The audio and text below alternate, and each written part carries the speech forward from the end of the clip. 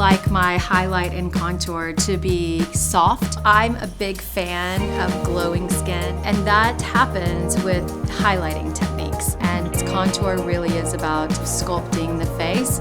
So powder highlighters you always apply with a brush. Where cream highlighters you can apply with your finger by pressing onto the skin. So I'm going to apply Beautycounter's highlighter.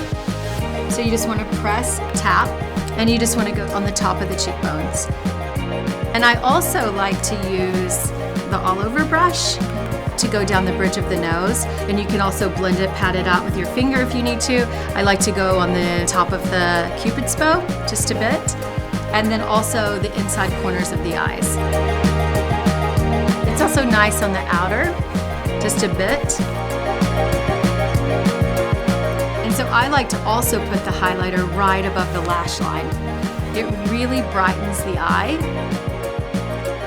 I want to go back and just softly support the highlighter with a little contour with an angled brush. Gently, gently, gently tap a little of this radiant bronzer underneath. Take the classic palette into the Suede, right underneath the bottom lip, that little contour, so it actually makes your lips look and appear much larger.